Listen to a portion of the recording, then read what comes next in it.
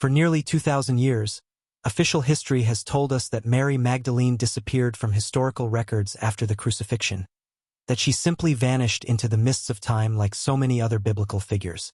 But what if I told you this version is a carefully constructed lie? What if Mary Magdalene didn't disappear, but instead embarked on the most dangerous and secret mission in the history of Christianity? What if there existed archaeological evidence, medieval documents, and testimonies proving she organized an escape route so sophisticated that she managed to save something that would forever change our understanding of Christianity? What you will discover in the next few minutes you won't find in any seminary. These are revelations extracted from archives that remained sealed for centuries, archaeological studies that were mysteriously suspended, and documents that certain sectors would prefer never see the light of day. Prepare yourself, because the truth about Mary Magdalene's forbidden route is going to demolish everything you thought you knew about the origins of Christianity.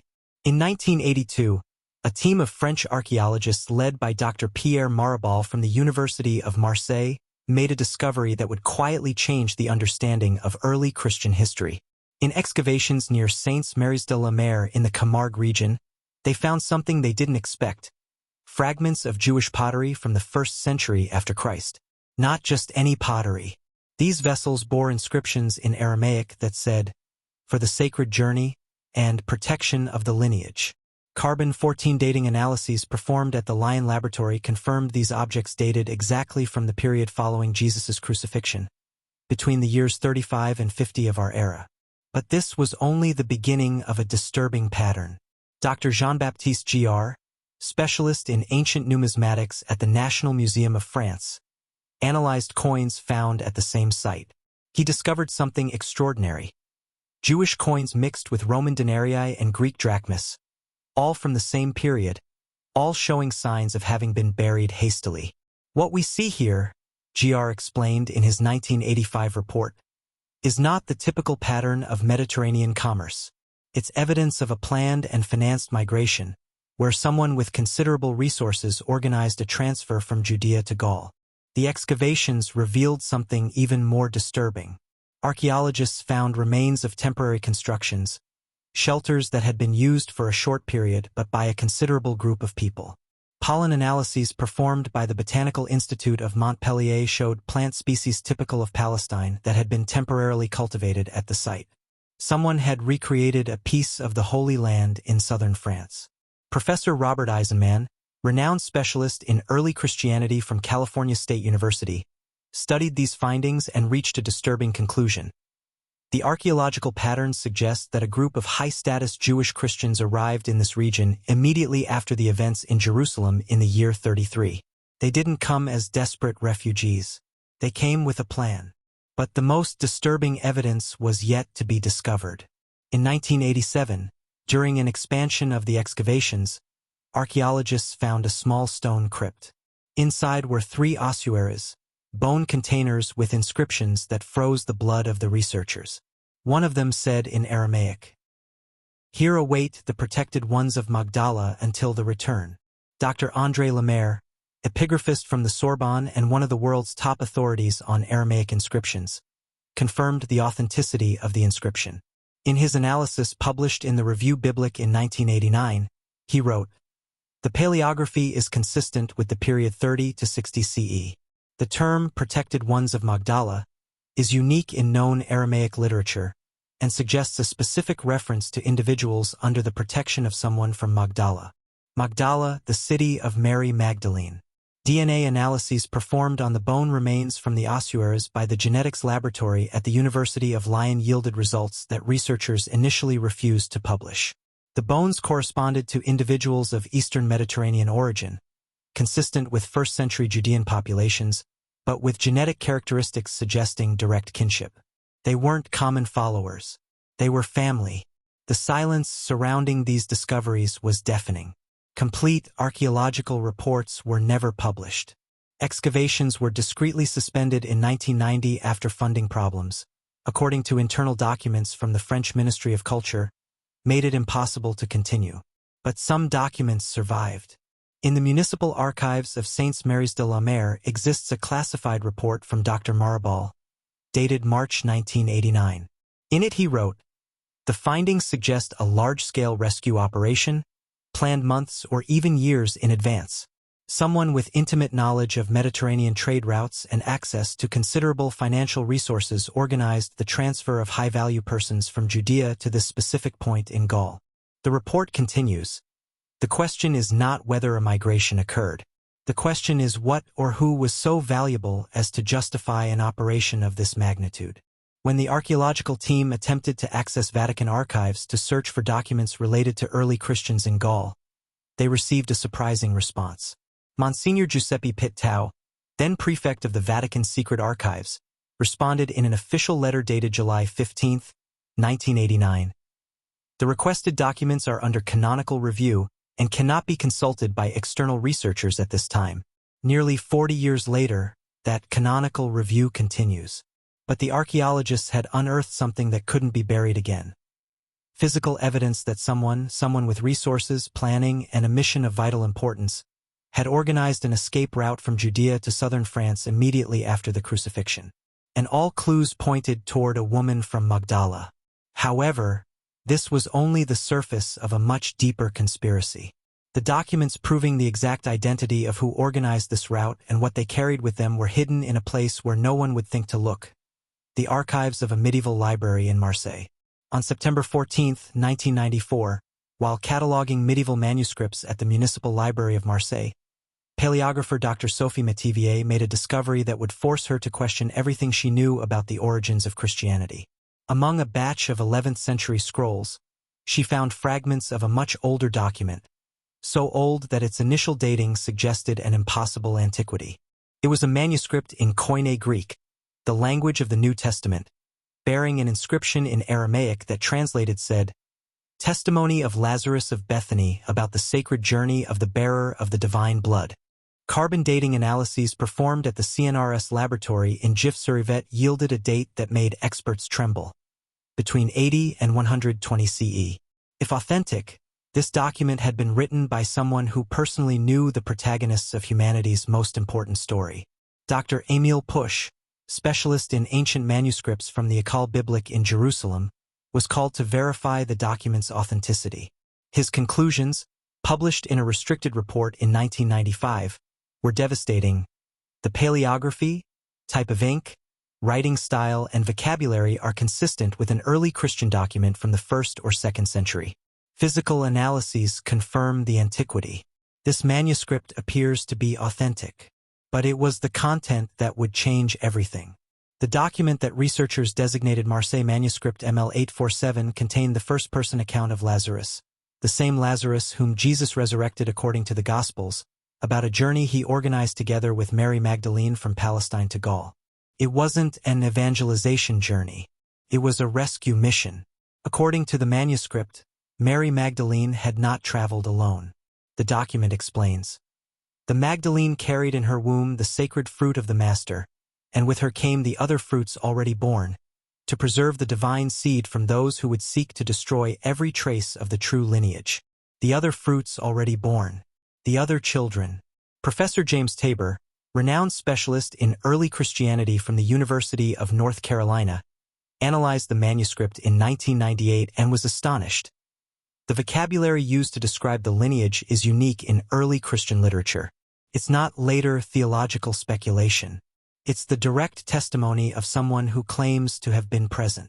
The manuscript details the exact route of the journey. According to Lazarus, they departed from the port of Joppa, modern-day Tel Aviv, in 3 different vessels to avoid attracting attention. The first carried Mary Magdalene and the sacred children. The second transported Mary of Bethany, Martha, and other close followers. The third carried provisions and the sacred writings that must not be lost. But most disturbing was the description of who financed and organized the operation. Joseph of Arimathea, who guarded the sacred body, had prepared this flight for 2 years. He had contacts among the Essene merchants who traded from Alexandria to Massalia. The route was planned as if it were a shipment of precious spices. The manuscript describes specific stops: Alexandria, Crete, Sicily, and finally the port of Marseille. At each port, contacts awaited them whom Lazarus describes as brothers of the light, a clear reference to the Essene community. Dr. Gabriele Boccaccini, specialist in ancient maritime history from the University of Vienna, studied the routes described in the manuscript. In her 2001 analysis, she wrote, "The trade routes mentioned are historically accurate for the period. The ports of call correspond exactly to the major Jewish trade routes of the 1st century. No medieval forger would have had access to this level of historical detail. But it was the description of the final destination that revealed the true magnitude of the operation. According to Lazarus, they weren't simply heading to southern France. They had a specific location already prepared, in the land of the sacred volcanoes, where the waters spring hot from the earth like the blood of the Divine Mother. There we will build the refuge for the bearers of the lineage." The sacred volcanoes. The region of Auvergne in central France, known for its ancient volcanoes and thermal springs. Dr. Christian Bernard Amfaux, specialist in early Christian manuscripts from the University of Aix-Marseille, made an additional disturbing discovery. Analyzing the manuscript under ultraviolet light revealed erased text, a palimpsest containing additional information. The hidden text mentioned specific names of the children: Joshua, the firstborn of the Master; Sarah, the daughter of wisdom; and the one not yet born, who would bear the mark of the royal lineage. 3 children. The manuscript spoke of 3 children of Jesus. Attempts by researchers to publish these findings were systematically blocked. The Vatican exerted diplomatic pressure on the French government to classify the document as sensitive religious heritage. In 1999, access to the manuscript was restricted to researchers approved by ecclesiastical authorities. But photographs of the manuscript had already been taken. In 2003, an international group of paleographers led by Professor Michael Wise from Northwestern University conducted an independent analysis of the manuscript photographs. Their conclusions were published in the academic Journal of Early Christian Studies. The document shows all the characteristics of an authentic text from the early Christian period. The historical, geographical, and cultural information is consistent with 1st century sources. The report continued, "If this document is authentic, and our analyses suggest it is, then the traditional history of Christianity's origins needs to be completely rewritten." But Lazarus's testimony was only one piece of the puzzle. To understand how Mary Magdalene managed to execute such a complex operation, we need to examine the secret network that made her flight possible, a network that extended from the deserts of Qumran to the ports of Marseille. In 1956, while archaeologists continued excavating the caves of Qumran where the Dead Sea Scrolls had been found, Professor Roland de Vaux made a discovery that initially went unnoticed. Among the text fragments were commercial lists, inventories of merchandise, and trade routes that the Essene community used to finance their activities. These lists would reveal decades later the secret infrastructure that made Mary Magdalene's flight possible. Dr. James Tabor, specialist in Essene studies from the University of North Carolina, was one of the first to analyze the importance of these commercial documents. In his research published in The Jesus Dynasty in 2006, Tabor explains, "The Essenes weren't simply an isolated community in the desert. They operated a sophisticated commercial network that extended throughout the eastern Mediterranean. The Qumran lists mention specific trade routes from Judea to the ports of the Great Western Sea, a clear reference to the Western Mediterranean, including the ports of present-day France and Spain. But these weren't ordinary routes. Fragment 4Q159, translated by Professor Emil Pusch from the École Biblique in Jerusalem, contains precise instructions for sacred shipments. Use the routes of the brothers at each port. The guardians of the salt know the safe paths. No sacred product should travel without protection of the sons of light. The guardians of the salt was an Essene code to designate trustworthy commercial contacts at each Mediterranean port. These men weren't simply merchants. They were members of a spiritual and commercial network that extended from Palestine to the Pillars of Hercules.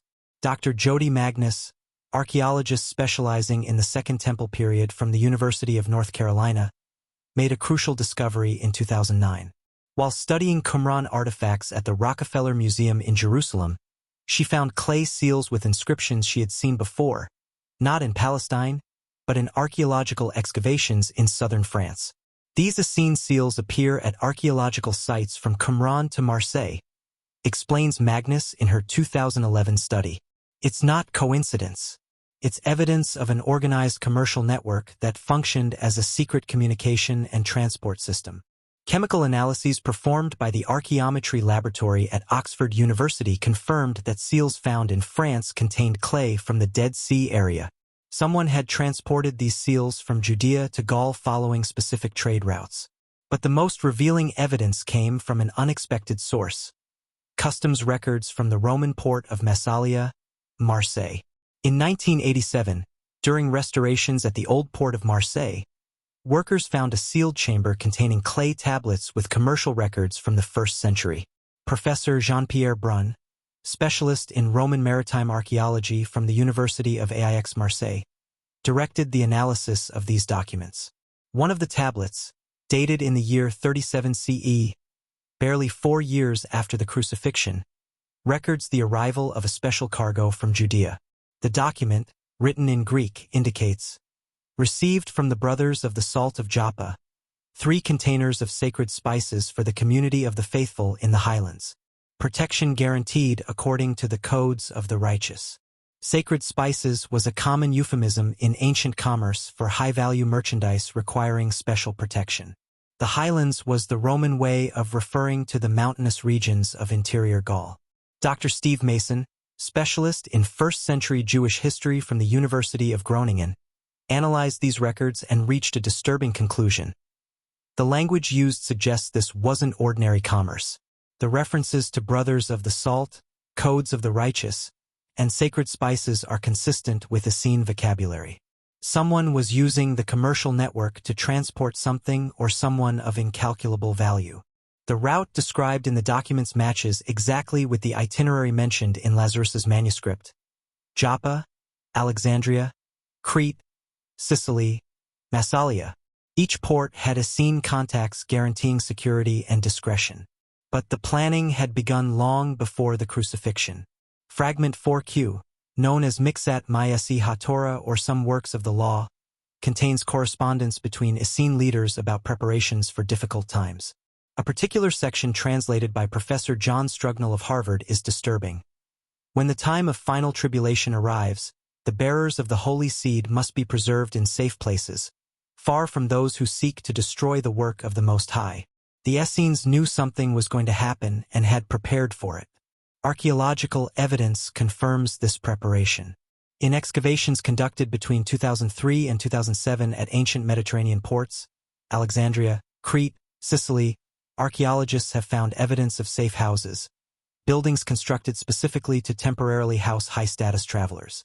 Professor Shimon Gibson, archaeologist from the University of North Carolina, explains, these weren't ordinary commercial inns. They were refuges built with specific security measures: hidden entrances, underground chambers, coded communication systems. Someone had invested considerable resources in creating a secure escape route across the Mediterranean. The Essene network wasn't just commercial. It was a rescue organization. But when Mary Magdalene and the Sacred Children arrived in southern France, they didn't disappear into anonymity. Merovingian documents reveal they were received by an already prepared structure, and that their descendants were carefully documented and protected for generations. In 1653, while organizing the archives of the Abbey of Saint Victor in Marseille, Benedictine monk Dom Jean Mabillon made a discovery that disturbed him so much he decided to keep it secret for decades. Among 7th century scrolls, he found a genealogy that began with names he immediately recognized from the Gospels but extended to French noble families of his time. It was a family tree connecting Mary Magdalene to Merovingian nobility. The document, known today as Codex Sancti Victoris MSS 394, was finally studied by scholars in the 20th century. Dr. Kathleen McGowan, specialist in Merovingian genealogies from the University of California, was one of the first researchers to access the manuscript in 1994. What I found completely challenges the official narrative of early Christianity, McGowan wrote in her research published in 2006. The document isn't later mystical speculation. It's a systematic genealogical record documenting names, dates, places of residence, and marriages over more than 5 centuries. The codex begins with an entry that will freeze your blood: Mary Magdalene, bearer of the sacred lineage, arrived in the lands of the volcanoes in the 5th year of Emperor Caligula, 39 CE, with 3 children of the Master Jesus: Joshua, 7 years old, Sarah, 5 years old, and the infant David born during the journey. 3 children, exactly as Lazarus's manuscript had mentioned. But the Codex goes further. It documents the marriages of these children, their descendants, and how the lineage was carefully preserved and protected through strategic marriage alliances with French noble families. Professor Patrick Perrin, specialist in Merovingian history at the National Museum of Archaeology of France, analyzed the document in 2001. His conclusions were disturbing. The names, dates, and historical references are consistent with independent records from the Merovingian period. The marriages mentioned correspond to alliances documented in other sources. This doesn't appear to be a fabricated document. According to the Codex, Joshua, the eldest son, settled in the Auvergne region where he married a Gallic noblewoman named Claudia Marcella. Their descendants adopted the name Plantard, which means burning shoot in Old French. Sarah, the daughter, was taken south to the region we know today as Provence. She married a Gallo-Roman nobleman named Julius Anticus. Her family line became the ancestors of several noble families of Provence, including the de Blanchefort and de Rennes. David, the youngest son, according to the document, was raised in secret in a Benedictine monastery until adulthood. His genealogical line is the most mysterious in the Codex, mentioning only that his descendants guarded the sacred secret in the northern mountains. Dr. Marjorie Reeves, medieval historian from Oxford University, studied the Codex references and made a disturbing discovery. The surnames mentioned as descendants of the lineage appear systematically in historical documents as special protégés of the Church and French nobility, as if there existed an invisible network of protection around these families. Through the centuries, members of these family lines appear in positions of influence: royal advisors, abbots of important monasteries, or allies of reform movements.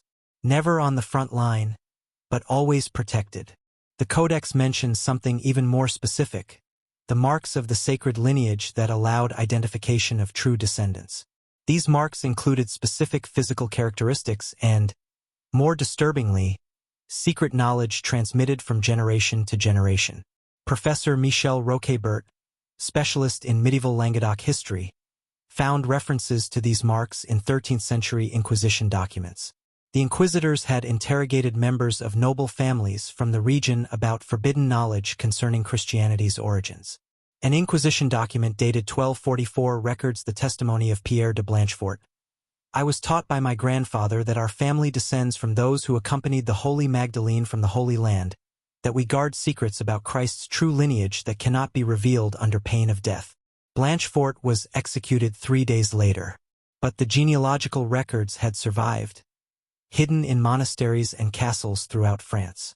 In 1891, priest Berenger Saunière found scrolls in the church of Rennes-le-Château that, according to testimonies from the time, contained genealogies going back to apostolic times.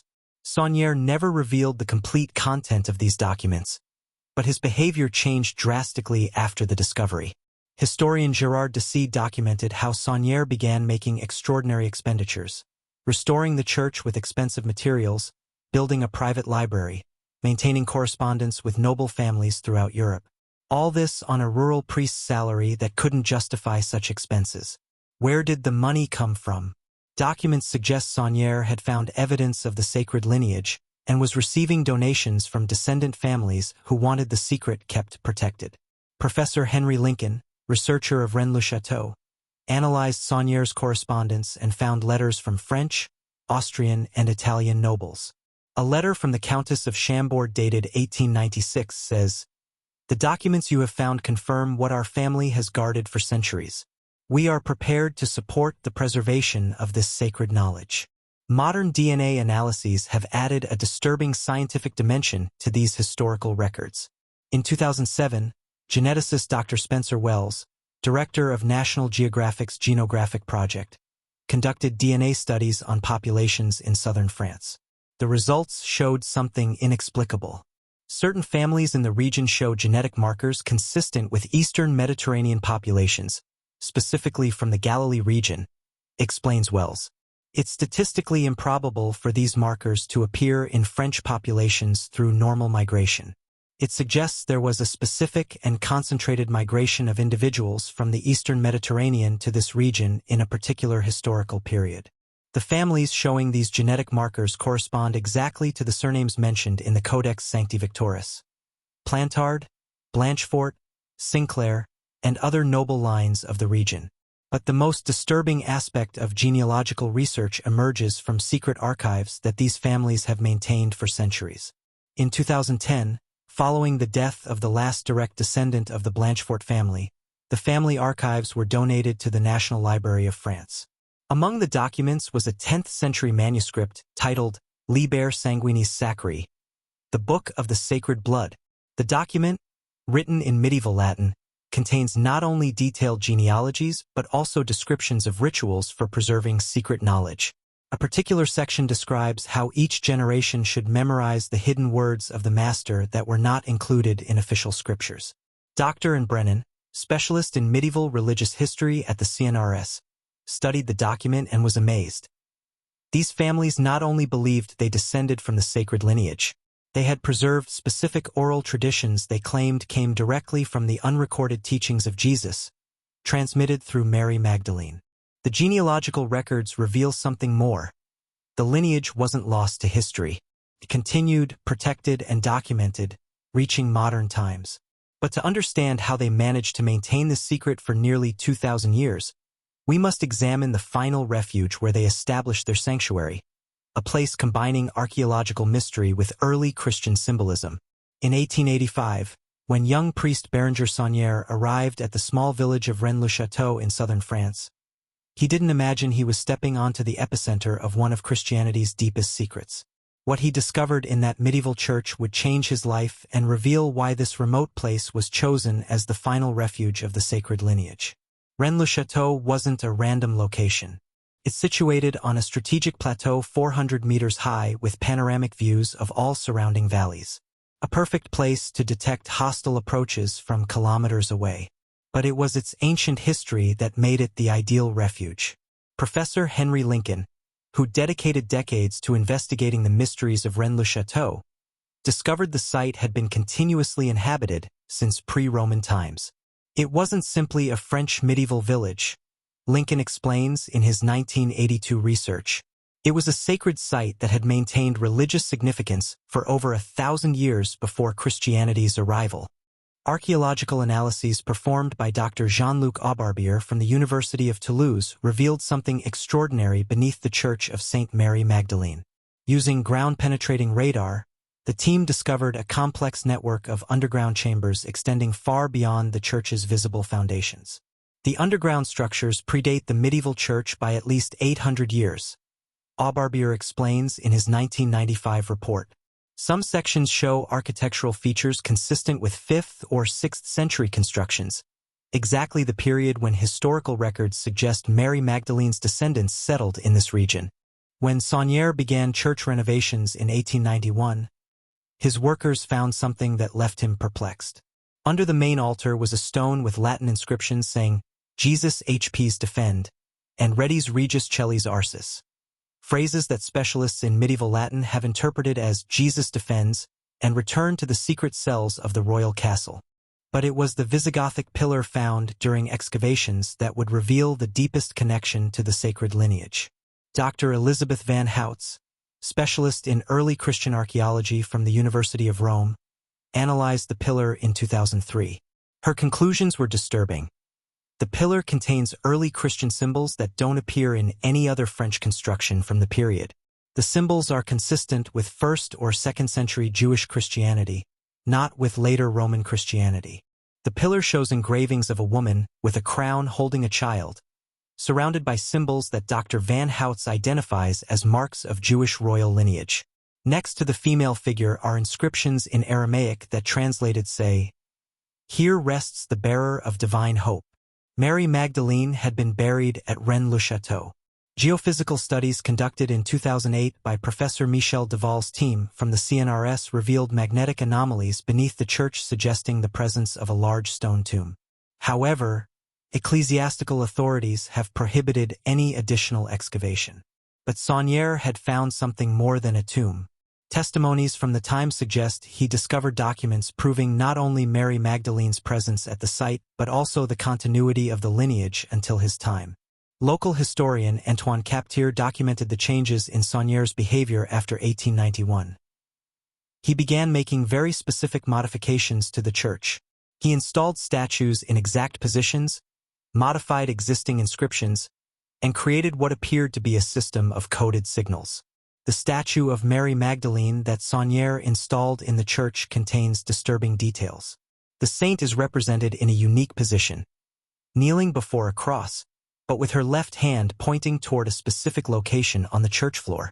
Experts in religious art confirm this position is unique in French Christian art. More disturbing still, Sangreal modified the inscription above the church entrance. Where it should traditionally say, "This is the house of God," he inscribed, "Terribilis est locus est," "This place is terrible," or "This place inspires sacred reverence." Why would a Catholic priest describe his own church as a terrible place? The answer may lie in documents Sangreal never fully revealed. Letters from the time suggest he had found evidence not only of Mary Magdalene's presence but also of the location of her remains and those of her direct descendants. In 1917, shortly before his death, Sangreal confided to the priest who heard his confession, Abbé Henri Boudet, something that made Boudet refuse to grant him absolution. According to eyewitness testimonies, Boudet emerged from the confession visibly disturbed and muttered, "The knowledge this man carries could bring down the foundations of our faith." What had Sangreal discovered that was so disturbing that a priest would refuse to absolve him? Modern analyses of the modifications Sangreal made to the church reveal a disturbing pattern. Each statue, each inscription, each decoration points toward specific elements forming what experts in religious symbolism have called a coded map. Rennes-le-Château had been more than a refuge.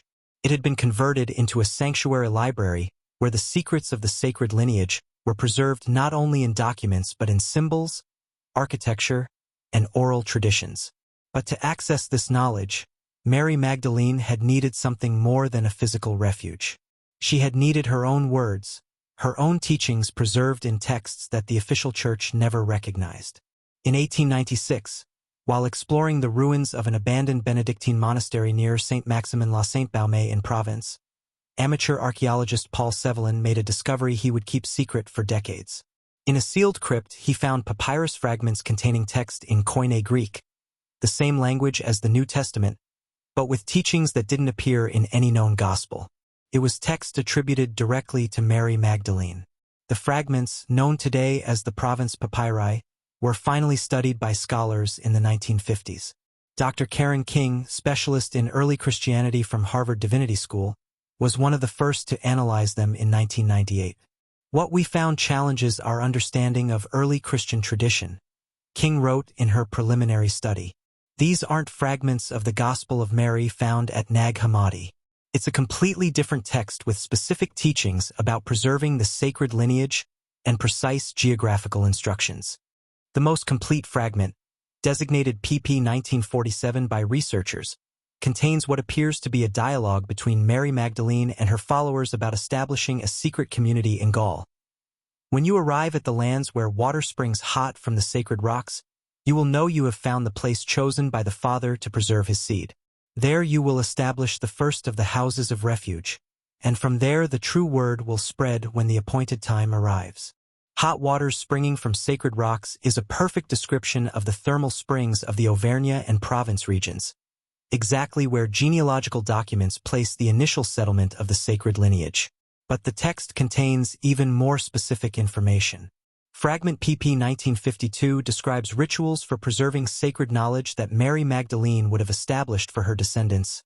Every seventh generation, the bearers of knowledge will gather at the high place where the first mother rests. There they will renew the sacred oaths and transmit the hidden words that the Master confided only to the one he loved above all. The high place where the first mother rests, a clear reference to Rennes-le-Château, located on an elevated plateau and where, according to local tradition, Mary Magdalene would have been buried.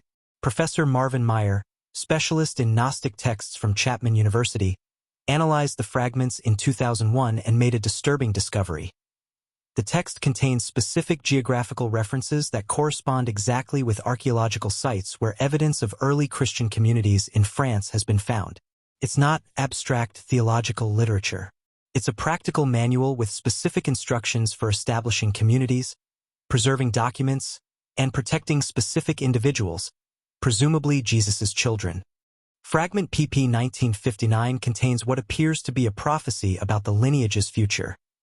Times will come when the guardians of the stone temple will deny the truth of the sacred seed. Then the children of the children will see the lost words, and the earth will reveal its secrets to those who have eyes to see. The historical accuracy of this prophecy is disturbing.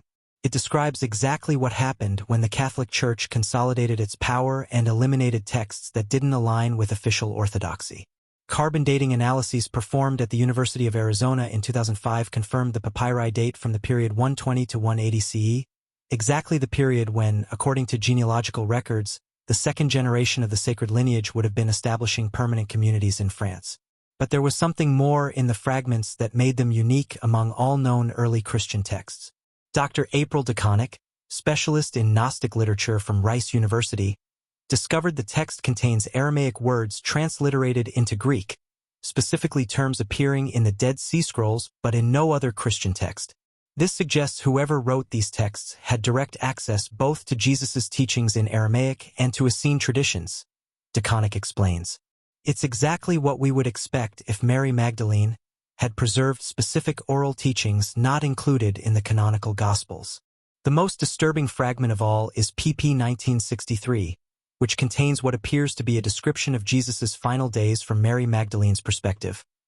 On the last night before he was delivered, the Master took me aside and placed his hands on my womb, saying, "In you I carry my hope for the future world.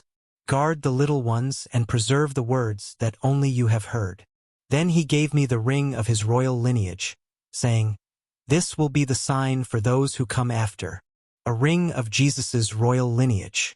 Had Mary Magdalene preserved not only the teachings but also physical objects proving Christ's Davidic lineage? Researchers' attempts to fully study the fragments were frustrated when in 2008 the Vatican exerted diplomatic pressure on the French government to transfer the papyri to the Vatican secret archives for proper preservation. Since then, access to the original documents has been restricted. However, high-resolution photographs had been taken before the transfer, and digital copies circulate among specialized scholars. But Mary Magdalene's papyri revealed something more disturbing. She hadn't been alone in preserving the sacred lineage. She had established a protection network composed entirely of women, a secret sisterhood that operated for centuries to protect the descendants of the sacred lineage from those who would seek to destroy it.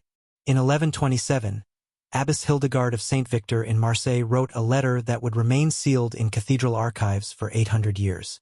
When it was finally discovered in 1954 during building renovations, it revealed the existence of a secret organization that had operated in the shadows since Christianity's first centuries. The Fraternitas Sanctarum Mulierum, the Sisterhood of the Holy Women. The letter, written in medieval Latin, began with words that froze researchers. "To my sister guardians of the most sacred secret, who since the days of the Magdalene have preserved the blood of the Redeemer in the lands of the West." The existence of this sisterhood had been suspected by historians for decades, but this was the first direct documentary evidence of its existence.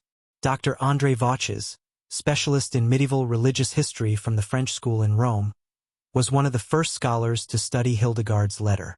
His conclusions, published in 1957, were revolutionary. This document suggests there existed an organized network of Christian women operating parallel to, but separate from, the official ecclesiastical hierarchy with the specific purpose of.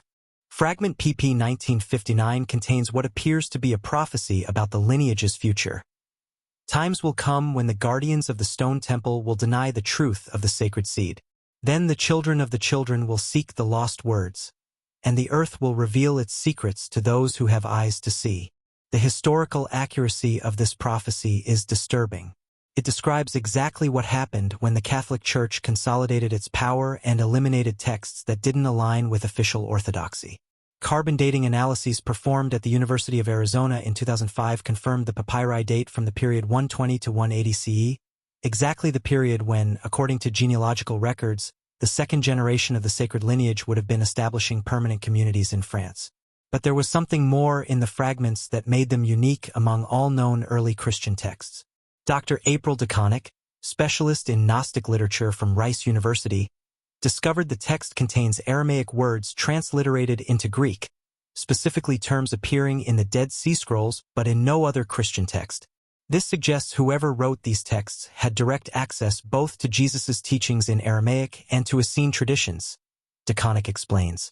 It's exactly what we would expect if Mary Magdalene had preserved specific oral teachings not included in the canonical Gospels. The most disturbing fragment of all is pp. 1963, which contains what appears to be a description of Jesus' final days from Mary Magdalene's perspective. On the last night before he was delivered, the Master took me aside and placed his hands on my womb, saying, "In you I carry my hope for the future world. Guard the little ones and preserve the words that only you have heard." Then he gave me the ring of his royal lineage, saying, "This will be the sign for those who come after, a ring of Jesus' royal lineage." Had Mary Magdalene preserved not only the teachings but also physical objects proving Christ's Davidic lineage? Researchers' attempts to fully study the fragments were frustrated when in 2008 the Vatican exerted diplomatic pressure on the French government to transfer the papyri to the Vatican secret archives for proper preservation. Since then, access to the original documents has been restricted. However, high-resolution photographs had been taken before the transfer, and digital copies circulate among specialized scholars. But Mary Magdalene's papyri revealed something more disturbing. She hadn't been alone in preserving the sacred lineage.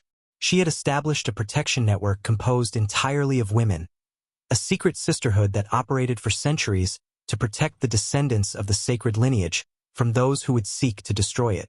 In 1127, Abbess Hildegard of St. Victor in Marseille wrote a letter that would remain sealed in cathedral archives for 800 years. When it was finally discovered in 1954 during building renovations, it revealed the existence of a secret organization that had operated in the shadows since Christianity's first centuries. The Fraternitas Sanctarum Mulierum, the Sisterhood of the Holy Women. The letter, written in medieval Latin, began with words that froze researchers. "To my sister guardians of the most sacred secret, who since the days of the Magdalene have preserved the blood of the Redeemer in the lands of the West." The existence of this sisterhood had been suspected by historians for decades, but this was the first direct documentary evidence of its existence. Dr. André Vauches, specialist in medieval religious history from the French school in Rome, was one of the first scholars to study Hildegard's letter. His conclusions, published in 1957, were revolutionary. This document suggests there existed an organized network of Christian women operating parallel to, but separate from, the official ecclesiastical hierarchy with the specific purpose of protecting what they considered Christ's true lineage. The letter contains specific references to houses of refuge established at strategic locations throughout France, each directed by a guardian who had sworn to protect the secret until death and beyond. The names of these locations correspond exactly with sites where genealogical documents place settlements of sacred lineage descendants. But the letter reveals something even more extraordinary. Secret codes the sisterhood used to communicate and identify each other. "When a traveling sister arrives at your door," Hildegard wrote, "ask her the name of she who wept at the tomb. If she answers Mary of Magdala, ask her what she carried in her hands. If she says the sacred ointment, give her shelter. But if she says the fruit of the tree of life, know that she carries with her one of the protected ones, and offer her not only shelter but your life if necessary." The fruit of the tree of life was the code to refer to direct descendants of the sacred lineage. Archival research in cathedral archives performed by Doctor and Brennan from the CNRS between 1995 and 2003 revealed additional evidence of this sisterhood's existence. In the archives of Notre Dame de la Major in Marseille, Brennan found records of donations made by pious women that corresponded to a specific geographical pattern. These weren't random donations, Brennan explains in her 2004 study. They followed a geographical network connecting specific points from Marseille to Rennes-le-Château, passing through Saint-Maximin, Saints Marys de la Mer, and other sites associated with the Mary Magdalene tradition. It was as if these women were financing a communication and protection network. Records show these donations continued for over 1,000 years, from the 6th to the 15th century, always made by women using titles like Guardian of the True Faith or Protector of the Innocent. But the most disturbing evidence of the sisterhood's activities comes from Inquisition archives.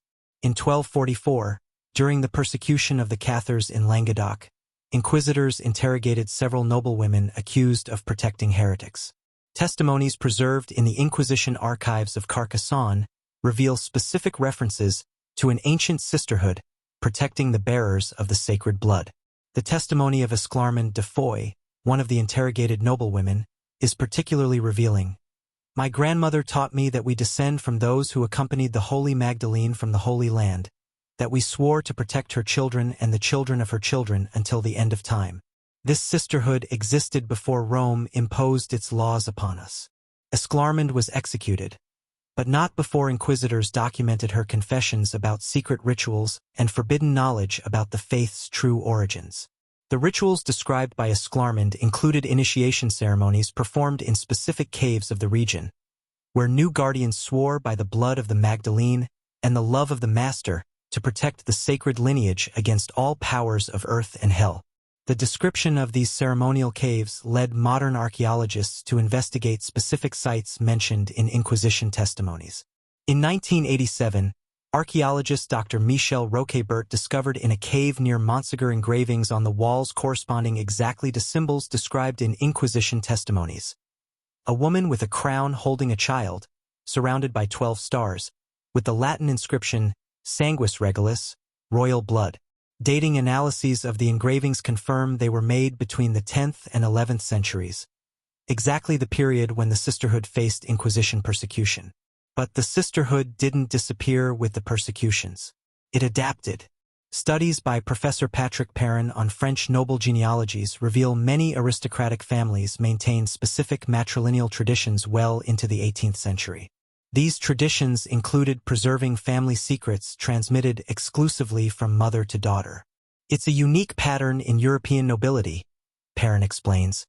While most family traditions were transmitted through the paternal line, these specific families, many of them in regions associated with the Mary Magdalene tradition, maintained secret traditions exclusively female. Archives of some of these families, donated to the National Library of France after the death of their last descendants, contain explicit references to the ancestral sisterhood and protection oaths going back to the days of the first guardian. A private letter from 1789 written by Countess Marie-Claire de Sinclair to her daughter says, "Times change, my dear, but our oath remains. We are the last guardians of a secret that could change the world. If anything happens to me, seek our sisters in Rennes. They will know what to do."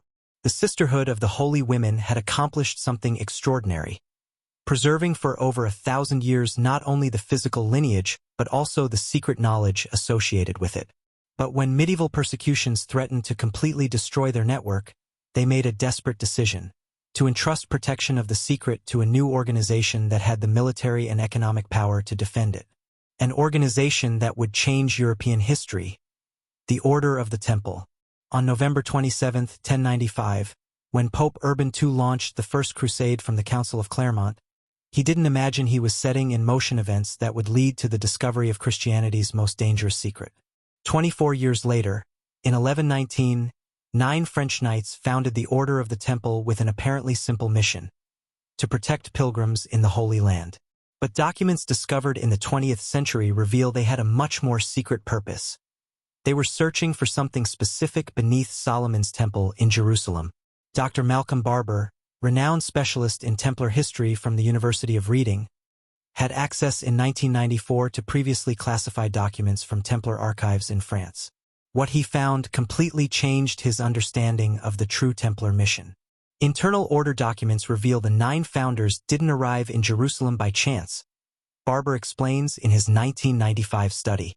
They carried specific maps and detailed references about the exact location of secret chambers beneath the temple. Someone had provided them with very precise information about what to search for and where to find it. Who had that knowledge? Documents suggest a disturbing answer: the Sisterhood of the Holy Women.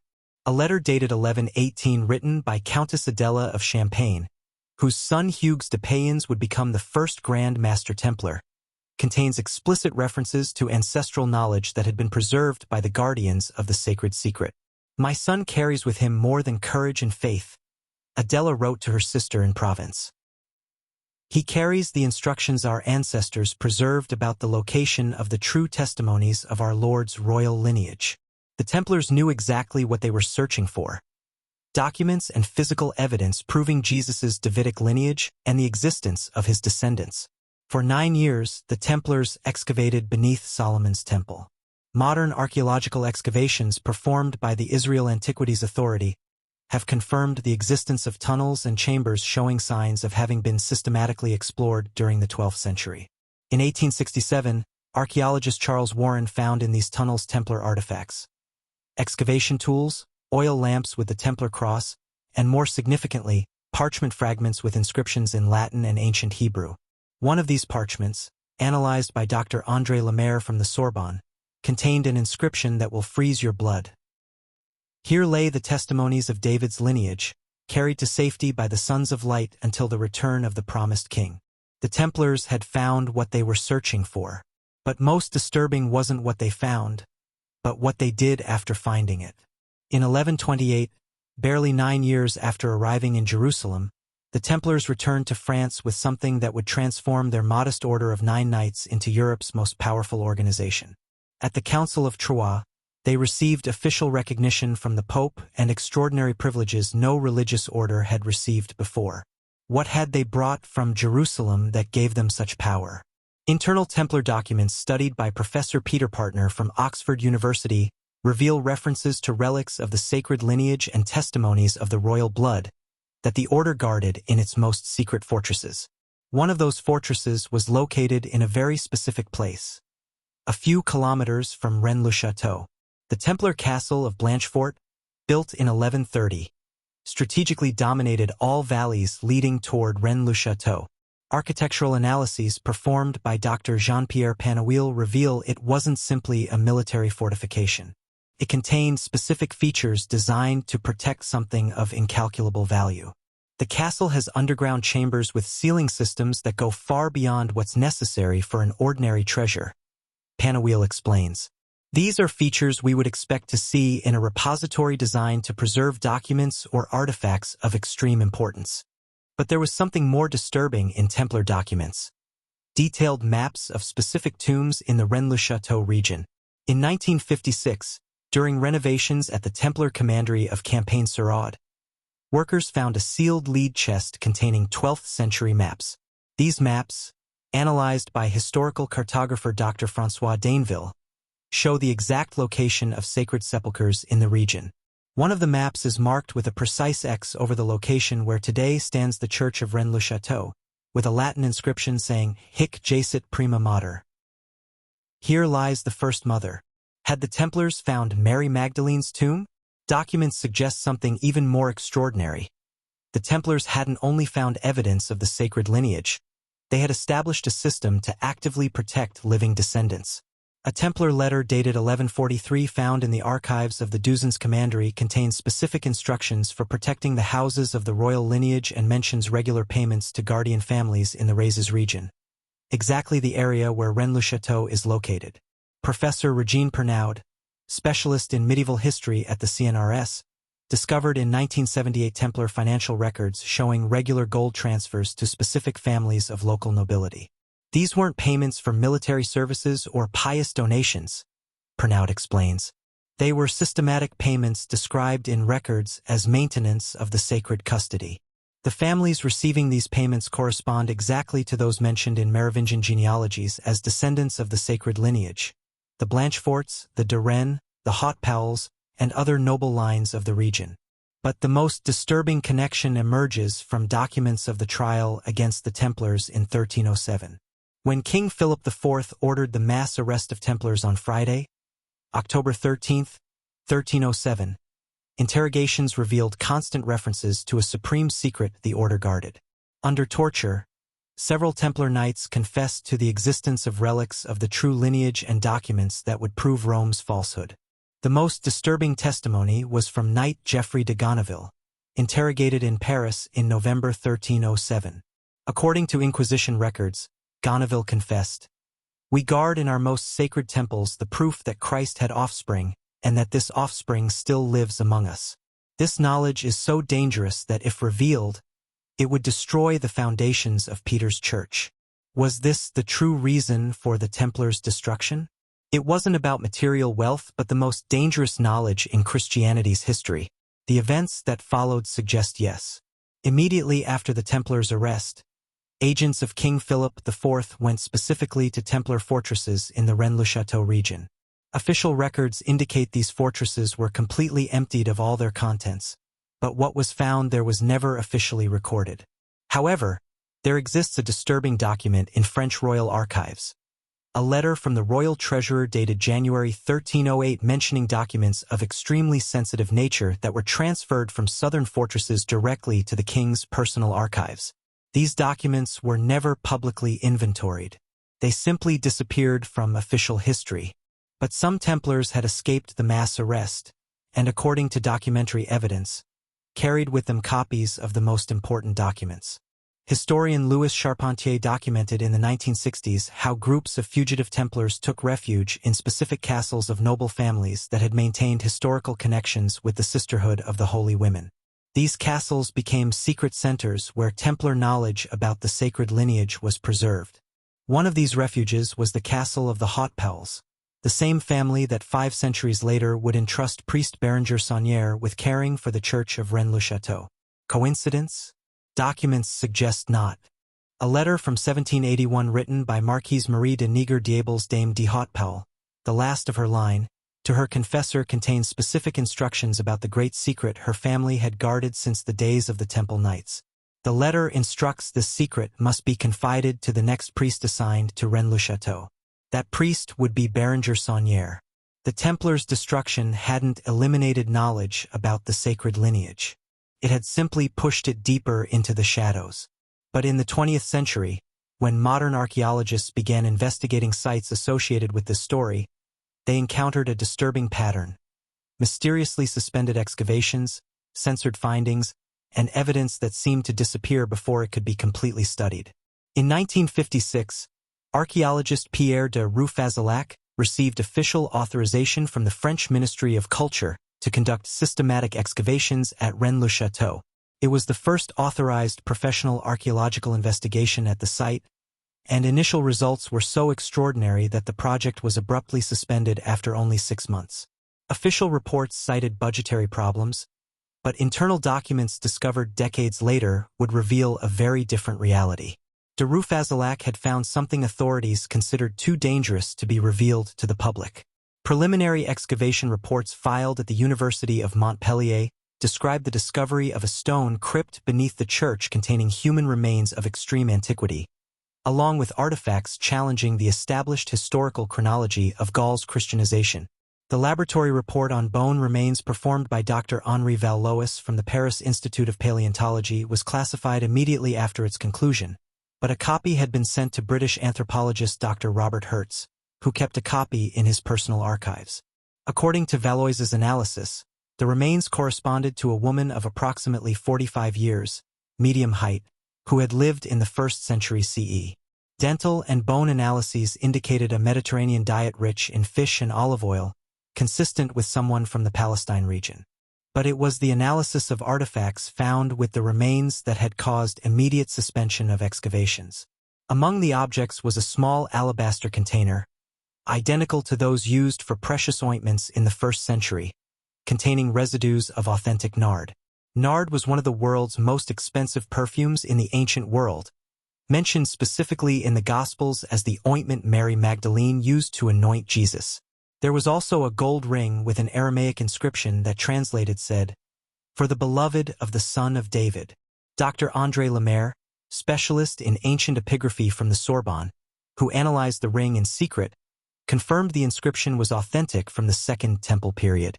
It's exactly the type of inscription we would expect on a personal object of someone close to Jesus, he wrote in his confidential 1957 report. But the most disturbing object was a small ossuary, a bone container containing remains of an infant. Analyses revealed it was a child of approximately 2 to 3 years who had died in the 1st century CE. Primitive DNA analyses by today's standards, but revolutionary for 1956, suggested a direct family relationship between the woman's remains and the child's. 2 days after these results were delivered to the Ministry of Culture, excavation was suspended indefinitely. Dr. de Roufazilac attempted to appeal the decision but received an official response that left him perplexed. Archaeological findings at the site have been considered of sensitive nature for the social and religious stability of the Republic. Any attempt to continue excavations or publish results without official authorization will be considered an act against state interests. The found artifacts were transferred to National Archives with restricted access classification for national security reasons. But this wasn't an isolated case. Archaeological excavations at sites associated with the Mary Magdalene tradition throughout southern France have been systematically suspended or restricted during the 20th century. In 1962, excavations at Saint-Maximin-la-Sainte-Baume, where official tradition places Mary Magdalene's tomb, were suspended after archaeologists found evidence that the remains venerated there dated from the 11th century, not the 1st. Dr. Michel Fixet, who directed the excavations, wrote in his final report, "It's evident the remains currently venerated as those of Saint Mary Magdalene were placed there during the medieval period to create a pilgrimage center. The true remains, if they exist, are located elsewhere." Where? Fixet had developed a theory based on archaeological evidence but was never allowed to officially publish it. In 1971, excavations at Saints Mary's de la Mer, where tradition places Mary Magdalene's arrival in France, revealed 1st-century funerary structures containing Aramaic inscriptions. Excavations were suspended after 3 weeks when technical problems made it impossible to continue. The technical problems included the sudden appearance of Interior Ministry officials who confiscated all findings for security analysis. The pattern repeated in the 1980s at excavations near Saints Mary's de la Mer, where archaeologist Dr. Luc Long found evidence of a 1st-century Jewish necropolis. Preliminary analyses of funerary inscriptions suggested the presence of high-status Jews who had arrived in France immediately after Jerusalem's destruction in the year 70 CE. One of the inscriptions in Aramaic and Greek said, "Here rest those who followed the bearer of the sacred anointing from the land of our fathers." Excavation was suspended 1 week after this discovery. Dr. Long attempted to maintain copies of his findings, but his laboratory at the University of Aix-Marseille was accidentally flooded during a storm, destroying years of archaeological research. It's statistically impossible for so many excavations related to early Christianity in France to be suspended for technical or accidental reasons. Archaeologist Dr. Jean-Pierre Brun explained at an academic conference in 1995. There exists a deliberate pattern of suppressing evidence that doesn't fit the official historical narrative. But suppression of archaeological evidence raises a disturbing question. If authorities have worked so hard to hide evidence of the sacred lineage, does it mean the descendants still exist? And what would happen if the modern world knew the truth about Mary Magdalene's living legacy?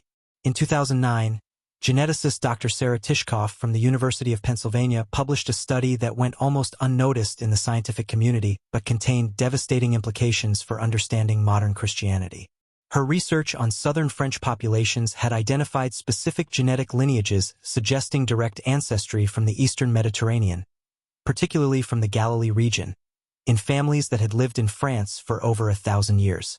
What Dr. Tishkoff didn't know was she had scientifically rediscovered what historical documents had claimed for centuries, that Jesus's lineage had survived and continued existing in contemporary families.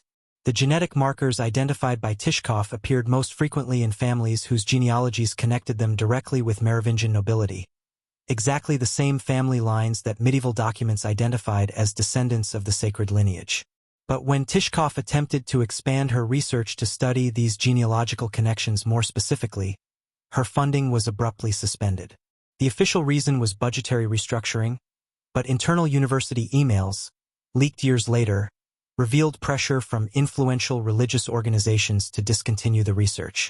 What had they discovered that was so threatening? Dr. Spencer Wells, director of National Geographic's Genographic Project, had been independently following similar research lines since 2005. His DNA studies on European populations had identified what he called genetic islands, groups of families with Middle Eastern genetic markers that had remained genetically stable for nearly 2,000 years. It's extraordinarily unusual, Wells explained at a private conference in 2011. Normally, we would expect these markers to dilute through marriages with local populations over 20 centuries. But in these specific families, the markers have remained surprisingly intact, as if there had been conscious preservation of the genetic line. Conscious preservation of specific genetic lines was exactly what historical documents described as the objective of the Sisterhood of the Holy Women and subsequently the Templars. But the most disturbing aspect of modern genetic research wasn't what it had discovered, but how certain families reacted when contacted to participate in DNA studies. In 2012, genealogists working on the ancient European families project contacted descendants of family lines historically associated with Merovingian genealogies. The response was a consistent pattern of polite but firm rejection. Jean-Claude de Blanchefort, last known descendant of the noble Blanchefort family, responded to researchers with a revealing letter. Our family has maintained for generations the decision not to participate in research that could reveal information we prefer to keep private. This decision is based on family traditions going back many centuries. What family traditions could be so important that families would refuse to participate in scientific genealogical research? The answer can be found in family documents donated to public archives only after the death of their last custodians.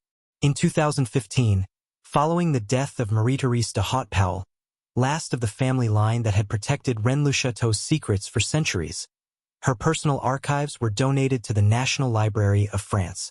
Among the documents were letters revealing the existence of a contemporary network of families continuing to protect ancestral knowledge. A letter from 1987 written by Marie-Therese to her niece explained, "We are the last guardians of a secret our ancestors swore to protect until the end of time.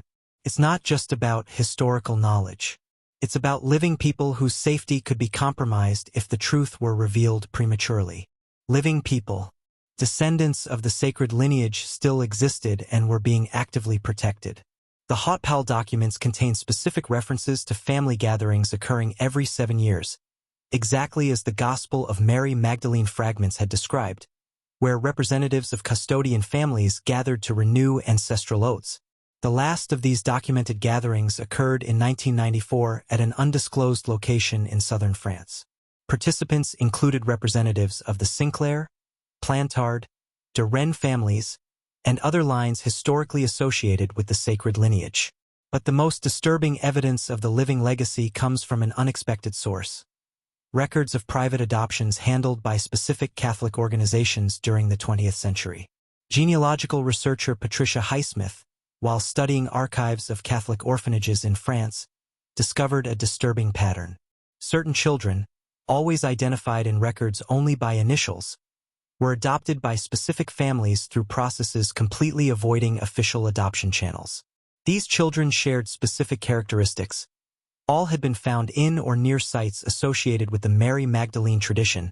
All showed similar physical features, and all were adopted by families whose genealogies connected them with Merovingian nobility. It's as if there existed a parallel system designed to identify and protect children with specific characteristics, Highsmith explains. Records are deliberately obscured, but the pattern is too consistent to be coincidence. Was it a modern continuation of the ancient protection network established by the Sisterhood of the Holy Women? The answer may lie in contemporary events suggesting knowledge about the sacred lineage is beginning to emerge despite centuries of secrecy. In 2017, Pope Francis made public statements many experts considered unusual. During a general audience, he declared, "The Church must be prepared for revelations that could change our understanding of our faith's origins. Truth always prevails, even when it's uncomfortable." Was the Vatican preparing the world for revelations about the sacred lineage? Recent events suggest the millennial secret may be approaching its end. Archaeological investigations are revealing evidence increasingly difficult to suppress. Genetic studies are confirming historical connections that had been considered legendary. And custodian families are aging without heirs willing to maintain the silence. Mary Magdalene's living legacy. preserved for nearly 2,000 years by a protection network extending from the first Christian women to modern noble families, may be about to be revealed to the world. And when that revelation occurs, it will forever change our understanding not only of Christianity but of human history itself. Because the forbidden route Mary Magdalene used to save the sacred lineage wasn't just a physical journey from Palestine to France. It was the establishment of a protection network that has survived persecutions, inquisitions, world wars, and revolutions to preserve the most important truth in human history: that Jesus of Nazareth had descendants, and those descendants live among us today. The truth has been hidden for 2 millennia, but like all truths, it cannot remain buried forever.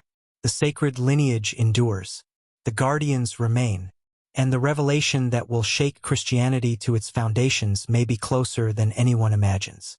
What will happen when the world finally learns that the bloodline of Christ never died? That question may soon be answered, and when it is, nothing will ever be the same.